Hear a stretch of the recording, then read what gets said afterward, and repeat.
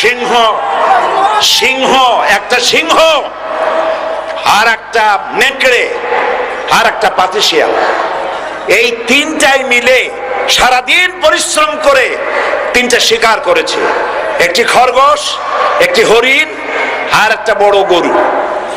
সিংহ বলছে আমি পরিশ্রম করে আমরা তিনজনে শিকার করছি, কিন্তু আমার নিয়ম হলো বিচার ব্যবস্থা না করিয়া, ভাগ না করিয়া খাওয়া আমি পছন্দ করি না।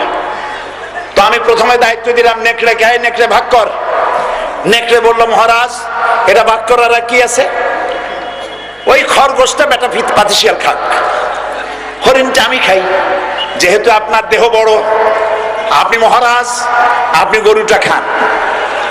সিংহের মেজাজ খারাপ, বেয়াদব, এই ধরনের অসম বন্টন নীতি কে তোকে শিখালো? এক থাপ্পড় মারছে, নেকড়ের কল্লা উড়ে গিয়ে 50 হাত দূরে পড়ে গেছে। এবার সিংহ বলছে এই শিয়াল ভাগ কর বেটা। শিয়াল কয় মহারাজ এই সাধারণ জিনিসে কি ভাগ করার কোনো বিষয়? কয় না ভাগ না করলে তো আমি খাইতে পারি না। তো ভাগটা যদি আমারে করতেই বলেন, আমি বলবো খরগোশ দিয়ে আপনি ব্রেকফাস্ট করবেন, লাঞ্চ করবেন হরিণ দিয়ে, ডিনার করবেন গাভী দিয়া।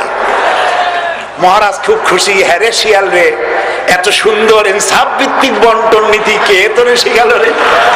কইছি একটু আগে যে কল্লা দিয়া গেল ওই আবার শিখায় গেছে। কাজী ধর্মভিত্তিক রাজনীতি নিষিদ্ধ করতে গিয়ে ফেরাউন আর নমরুদ যে শিক্ষা পেয়েছে তার থেকে শিক্ষা গ্রহণ করুন। আগুন নিয়ে খেলবেন না, বরদাস্ত করবে না বাংলাদেশের 16 কোটি মানুষ। মুসলমান তো দূরের কথা, হিন্দু খ্রিস্টান বৌদ্ধ সব ধর্মপ্রাণ ধর্মভিত্তিক রাজনীতি নিষিদ্ধ করার মতো আগুন নিয়ে খেলা বন্ধ করুন।